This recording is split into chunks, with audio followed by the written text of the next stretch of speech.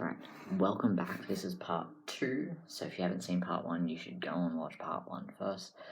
We're doing books that have made me cry, specifically books that I've read in the last 5 years that have made me cry. Part 1 was YA books. This is all of the other books. Because there were so many books that I decided to split it into 2 parts, and I shit you not, half of them were YA. Now in part 1 I had them in a sort of order of, I had them grouped into ones that were only a little bit up to the most extreme reactions. I'm not doing that with this one, partly because I'm not entirely sure, but partly because I've got these ones in categories, because these are not all part of the same category. So first group is graphic novels. Now, this one is, I read these online years ago. Forgot they existed, but I remember they existed last year and managed to get physical copies of them. That's the Make 5 Wishes graphic novels. They're not written by Avril Lavigne, but they are starring Avril Lavigne. So the second one definitely had me crying. Basically they're about this girl. She's very lonely, she's miserable, and she loves Avril Lavigne to a point where she has an imaginary friend who is also Avril Lavigne. Then she sees an ad for this thing, and it can grant 5 wishes. So she orders one, and as we know with fiction about making wishes, they don't go completely as planned. Anyway, so book 2 definitely had me crying. If you watched part 1, you know that we love Alice here. So, of course, every single Heartstopper book, every single one. Yes, definitely, absolutely, positively, every single one of these had me crying, because of course they did, because Charlie just...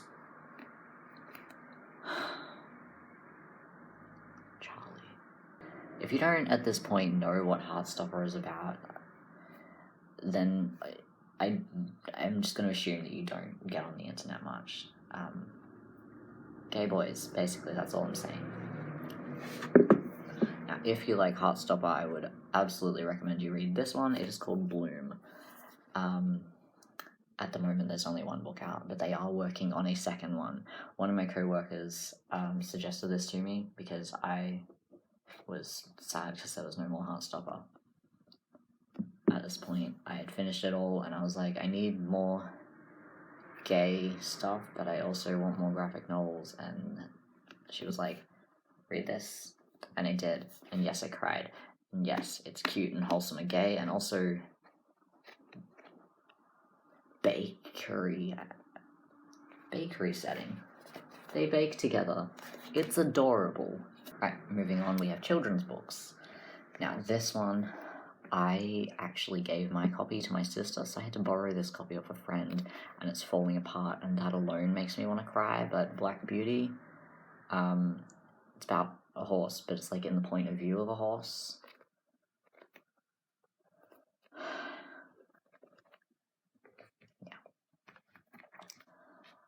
Someone I know said that this was one of their favorite children's books ever, and I had never read it, and then I stumbled across it, and I thought, you know what, I'm going to read that. And that is The Velveteen Rabbit. I actually didn't understand the ending. I had to talk to someone. I had to go and talk to the person that I knew about it and be like, why did this happen? Why is that?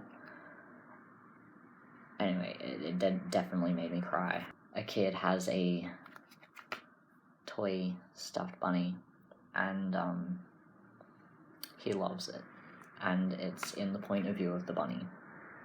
Rabbit, whatever, same thing.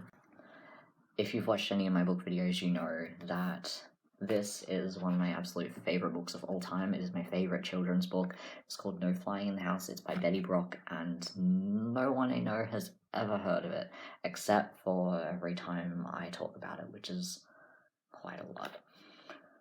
This book is beautiful, okay? It's absolutely beautiful. This little girl has a teeny tiny dog it does a lot of tricks, and they rock up on this old lady's house. She's very much keeps to herself, and she likes everything to be a certain way. And they rock up there, and they were like, "Hey, will you adopt us?" And she's all for adopting the dog, and then she sees the little girl, and she's like, "No way, we don't have children in this house." But then she ends up taking them in anyway. Anyway, it is absolutely gorgeous. It's a beautiful book, but it does make me cry. I read this about every second year. Like, out of all the books that I've ever read, I think I've read this one the most times. Another thing you'll know if you've been on this channel for a while is that we love Derek Landy. We love Skullduggery Pleasant. I'm sure there are other moments that I have cried through Skullduggery Pleasant books, probably just shedding a tear or two, but this one, and this one specifically, big tears. If you know, you know. I don't want to tell you anything that's going to give away the reason, but it's about a skeleton detective and his teenage girl sidekick, and there's magic, and it doesn't really matter what genre you're into. I could recommend these books to you. You like fantasy, you like magic, you like adventure, you like comedy, you like action. All of those are in these. These books are hilarious, and they're great. They're great. Just read them. Also, later in the series, in the second series, queer characters. Yes. Alright, another children's author that I absolutely adore is Alex Gino. I love their books. If you've heard of any, you've probably heard of George, which was later re-released as Melissa because the author realized that it was a bit off putting out the book with the title of the character's dead name. George is about a young trans girl. Oh my goodness. And then we have Rick, which actually follows one of the characters that was in George. Rick is another student that was in the class as our main character in George. They're a bit older now, they're in another school, but this is Rick finding out that he may be on the error ace spectrum and discovering who he is and stuff like that. It's absolutely beautiful. You don't know everything, Jilly P. This one talks about deafness and people who are hard of hearing, and it also talks about race. So be prepared for that. This is very hard-hitting at times. Alright, moving away from children's books, we have Of Mice and Men. If you've watched my other videos, we know I have issues with John Steinbeck, because when I was in school, we were forced to read The Pearl, and it was a terrible book. I absolutely hated it, and it made me never want to read John Steinbeck again. I eventually read Of Mice and Men because I wanted to, because it was a classic and I wanted to know what it was about, and people told me it was good. They were not wrong. This was a good book, and I cried, and it makes me hate The Pearl even more, honestly, because The Pearl made me almost not read this. I don't even know how to explain Of Mice and Men, as two guys traveling together, trying to find work, and they're very different personalities, but it's cool. It's cool. I don't want to say too much and give it away, and I don't want to say the wrong thing, and I don't know how to explain it, and the next book on the list is The Eye of the Sheep. I read this at the start of 2019. This book is really interesting. The way it's written is very unique. It's about an autistic child who lives with his brother and his mum and his dad. It's written in the point of view of the kid. I think his name is Jimmy. Yeah, his name is Jimmy. It's written in Jimmy's point of view, but it's also not written the same way that most books are typically written. It reads sort of like how he views things, how he perceives things, and understands them and feels and all that sort of thing. It is really, really interesting and really special, and honestly, I think that's what really got me into this book. It was a little bit difficult to start because of that, but it was intriguing. It really made me want to, like, follow on and figure out who this character was and what's going on with him. There are definitely content warnings to this book. From what I remember, if I'm remembering correctly, there may be some sort of violence, domestic violence potentially, and also alcoholism. But I don't entirely remember this book well enough because it was several years ago that I did read it. So if you are interested in reading this book, I would recommend checking out the content warnings if that is something that may apply to you. And non-fiction, we have, of course, Mercury and Me. This is the autobiography of Freddie Mercury's partner. It also is really cute because it has photos.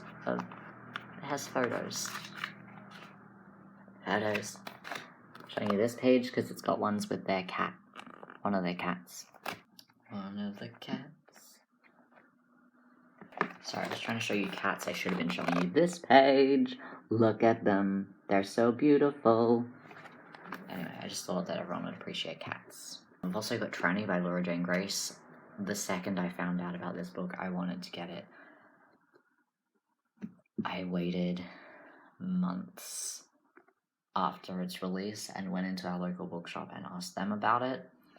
And they turned around and told me that it hadn't been released yet. Not in paperback. They were like, you can get it in hardcover, but you can't get it as paperback yet. At that point, it had been released as paperback, but not as hardcover.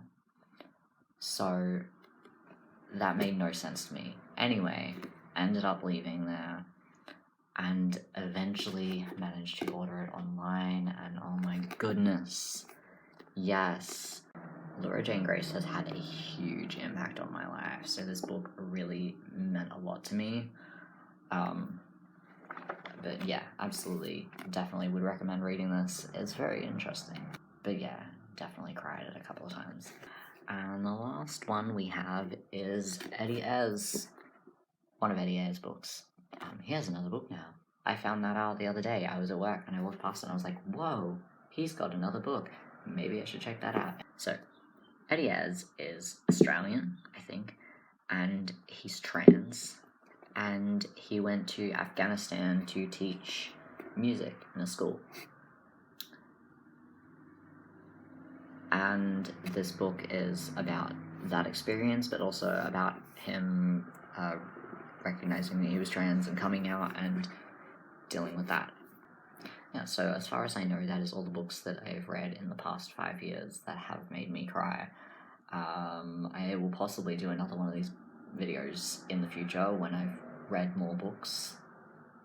But yeah, once again, have any of you read any of these books? Have they made you cry? What are some books that I have not mentioned that have made you cry? And would you recommend them to people? Thanks for watching. I'll see you next time. Stay awesome.